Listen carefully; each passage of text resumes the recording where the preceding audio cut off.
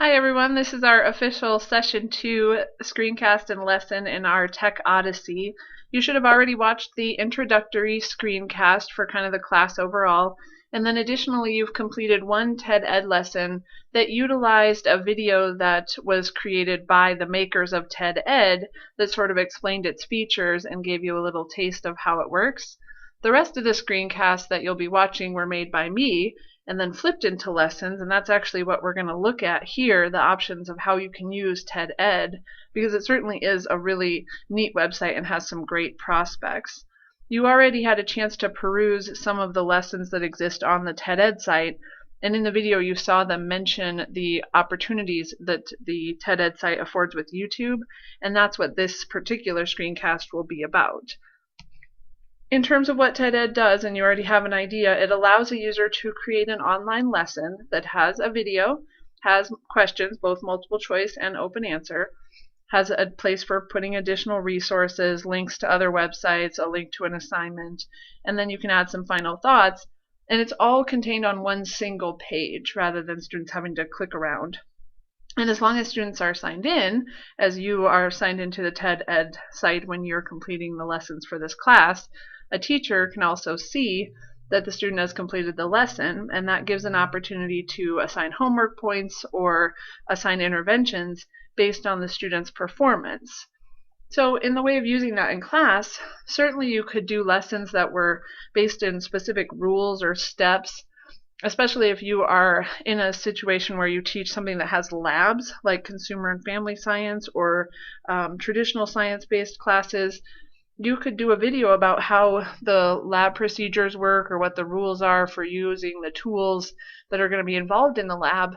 You could assign it to students to complete at home for homework, or if they don't have a computer at home, maybe give a few days to complete this assignment so they could do so in the school's library or something. And then you can see on the back end if they've completed that, and if they haven't completed the lesson and successfully answered the questions, then perhaps they aren't allowed to participate in the lab. So you can put a little bit of ownership on students to be prepared for some of these things that are going to be happening in class, and that's really the basis for this idea of flipped learning, that you would spend some time at home building some background, getting some basics established, so that more of the time in class is spent in sort of an environment where there's active use of that knowledge going on, rather than having to take up most of the class time just actually disseminating the knowledge, and that does take quite a while. So that actually leads us to the second use. You could give brief sort of subject-based lectures on a topic, or find a video that covers a topic you're learning about and make a lesson out of that. So again, students come to class with some background that you're ready to work with and do an activity with. You could use this for doing read-alouds or kind of making like music videos or using YouTube music videos, and then the students have to use the video as a place for reflection, or maybe identifying certain rhetorical tools or uses of different types of cinematography, all sorts of options there. And then again, you can utilize YouTube for this. So think about the vast number of YouTube channels that organizations have. Lots of news agencies have YouTube channels. The NASA has a YouTube channel. National Geographic has a YouTube channel. So you could utilize some of those videos for learning purposes as well. Really, there's just amazing possibilities with this. So here we are at the TED Ed website, and you have already seen this when you registered. The lessons that are available that TED has made are accessible here, or like you saw in the first video, you can look by series or subject. The things we're going to talk about in this screencast are how to flip other videos, or how to use these lessons and make them your own. Because even if you found one of these lessons that you wanted to use, and I asked you to think about some you might be interested in, you can flip them so that your students can complete them and you can see that. And the first video already alluded to that. I will say TED Ed is constantly evolving. They're doing a great job taking feedback. And so even a few of the things that you saw in the video that introduced it to you are already different. And the help feature is really useful here. I had an issue with this and emailed into TED Ed, and a human wrote me back and was able to help me with what the problem was. So certainly they're working hard to make this really meaningful and useful for teachers. So again, I'm already logged in, and if I'm a teacher that is looking for a lesson that I could use that is pretty much already finished, let's go ahead and say that I'm an English teacher and I want to look at this dramatic irony lesson. So I take a look at it, and I look at the video, I like the video, I look at the questions, and I actually am quite happy with the questions they've done. I don't want to add any more questions. I look at the dig deeper, and I think that what's provided here is really useful as well. Since I'm already logged in, I can choose to flip it, and it will take me to a page where this becomes my lesson.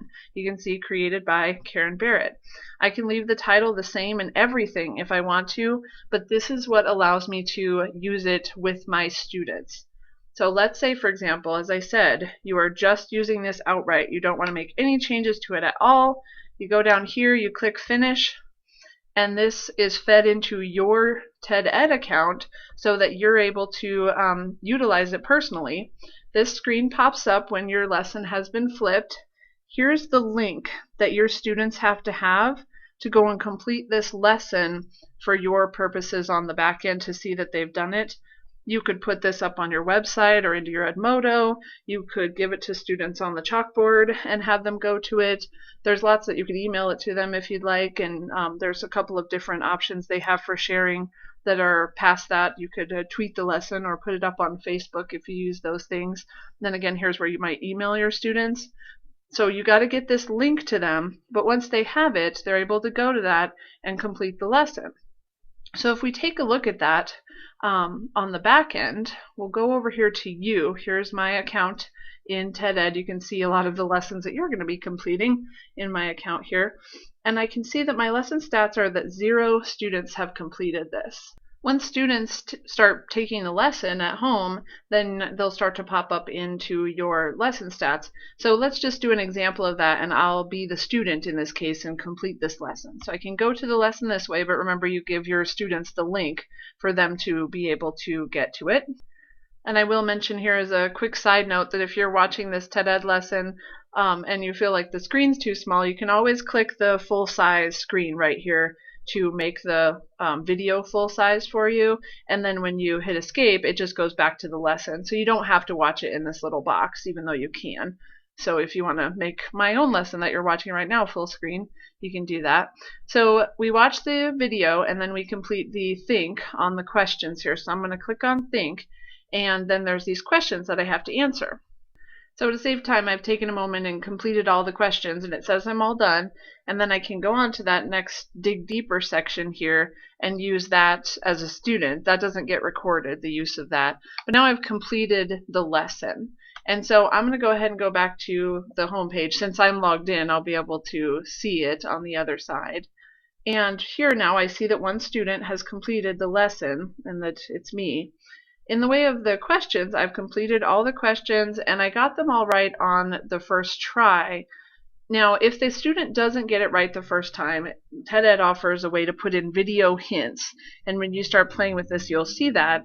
This is a really nice option, I think, because if a student gets it wrong the first time and they click on check my answer and it says, no, sorry, do you want the hint?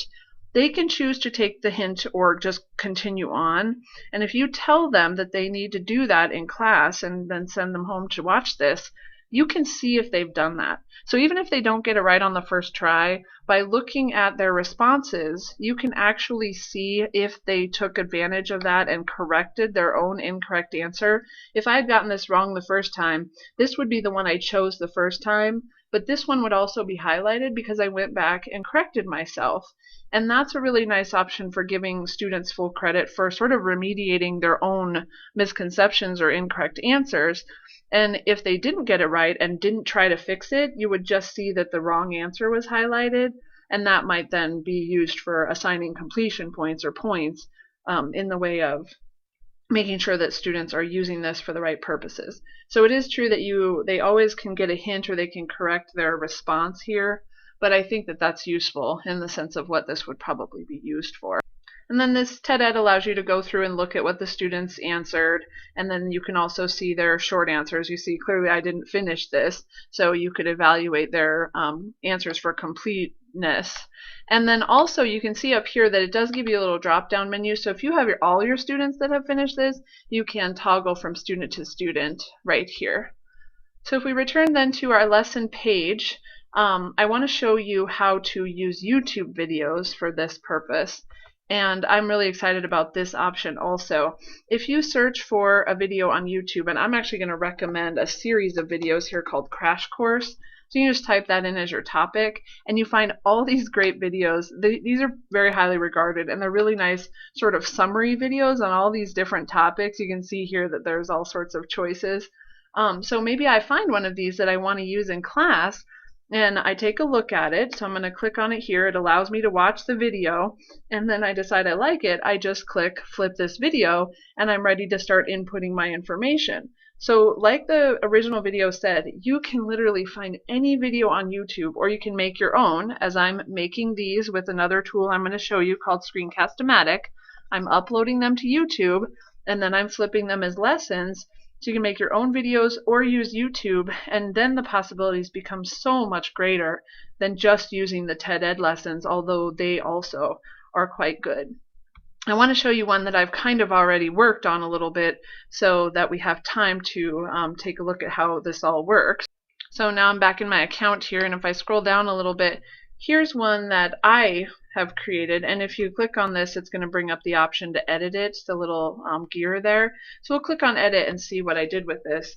This is a video that I didn't make. I found it on YouTube and have used it actually for several years in economics about how the housing market collapsed. So I just searched on YouTube for the title of the video, which I already knew because I had used it previously, but you can do just a cold search too and probably find lots of options. I entered a let's begin to kind of give it context like the original video suggested. This is a link where students can click on it and go get more information about the foreclosure problems before they even watch if they'd like. So you can put links in. You can see here add a link and unlink. So if I click in here and highlight this word, it gives me the option to place a link there for students to be able to click on. It will open a new window for them. They won't lose their TED Ed window or anything like that. So that's a nice option there. I've added think questions, and again both short answer, and multiple choice, and I've put in video hints. So if I go to add another question, for example, you can choose open answer or multiple choice. This is one of those things that's already changed about TED Ed, because you saw in the original video that it showed you, it said it had a quiz and then a think. Now that multiple choice option is available to all of us. We can write our own multiple choice questions and give video hints. And then additionally, you can put in open answer. So that's a great option that they've created. So if I look here, see, this is where I can put that time code hint. So if I'm watching my video and there's a question that's specific to a piece of the video, I can just put that time in here and then ask the question.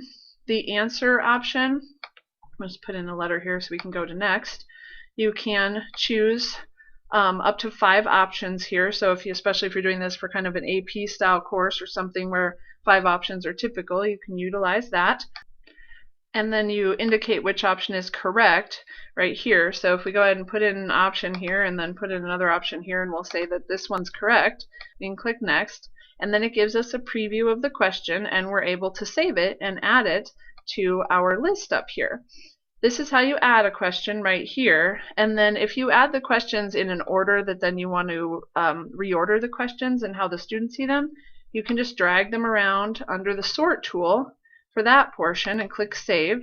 So it's really easy to add and reorder questions here, and then those are the questions the students will answer, and they'll be submitted to your end so you can see that the students have completed it and what they've said, especially in those short answer questions. The dig deeper is a way, just as the other video said, for you to add more resources. I actually added an assignment in this particular one, and so that allowed me to have them come to class ready to do something the next time. So you could think about that as an option. And then the and finally is essentially closing thoughts. There's not very much space here. I've actually used up all the characters by this very short set of words. So this is really truly a closing thought. And then you just click save and you're ready to go in this case because we're editing one. But if you've made your own and you've just begun it, it'll say finish flip. And once you finish it, it will be live for other students to find and use. And again, there's that link for you to give to the students so that they can complete it. So I hope you're excited and you will take some time right now to look for a video that you can flip.